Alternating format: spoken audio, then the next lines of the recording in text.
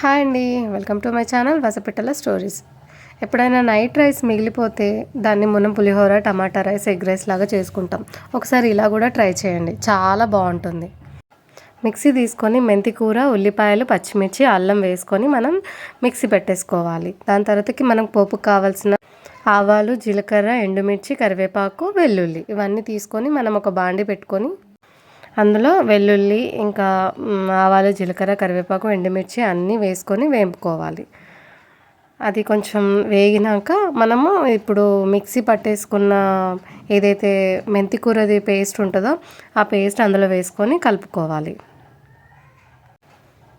మెంతి కూర ఆకు అనేది పిల్లలకి మామూలుగా మనము కర్రీలాగా చేసి పెడితే తినరు. ఇలా చేసి పెడితే హ్యాపీగా తినేస్తారు వాళ్ళు. ఇలా ఒకసారి ట్రై చేసి చూడండి. ఇంకా ఆకు పచ్చి వాసన పోయేదాకా మనము వేపుకుంటూ ఉండాలి. మధ్య మధ్యలో ముద్ద పెట్టుకుంటూ తీసుకుంటూ కలుపుకుంటూ ఉండాలి. ఇది సంక్రాంతికి నేను మా తోటికోడలు వాళ్ళ ఇంటికి వెళ్ళినప్పుడు నెక్స్ట్ డే చేసిన వీడియో అనమాట. ఇంకా సడన్గా వీడియో తీయాలనే ఆలోచన, అందుకే ఇంకా వీడియో తీయడం స్టార్ట్ చేశాను. ఇంకా ఇది కొంచెం హెల్త్కి కూడా మంచిది, పిల్లలు కూడా హ్యాపీగా తినేయచ్చు.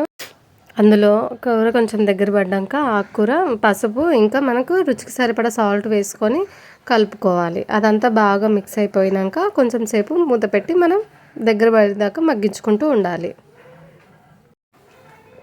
అలా దగ్గరికి అయిపోయేదాకా చూస్తూ ఉండాలి. ఇంకోటి, మనము మామూలుగా ఆకుకూరలు పెడితే పిల్లలు తినడానికి ఇష్టపడరు, కానీ ఇట్లా చేసి పెట్టండి, చాలా ఈజీగా తినేస్తారు వాళ్ళు. ఏదైనా వాళ్ళు తినడం కోసమే కదండి మనం చేసేది. ఇంకా అట్లా రైస్ కలుపుకొని మొత్తం అంతా మిక్స్ అయ్యేదాకా కలుపుకుంటూ ఉండాలి.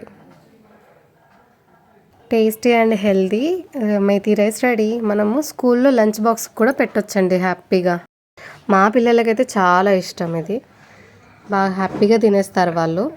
అందులో మనం లాస్ట్లో కొంచెము నిమ్మకాయ పిండుకుంటే ఇంకా చాలా బాగుంటుందండి టేస్ట్ దానికి. మనం పోపులోనే శనగపప్పు ఇంకా మినప్పప్పు వేసుకుంటే ఇంకా టేస్ట్ ఉంటుందండి. నా దగ్గర అవి లేకుండా అందుకే వేయలేదు. ఒకసారి మీరు అలా ట్రై చేయండి. నెక్స్ట్ వీడియోతో కలుద్దాం.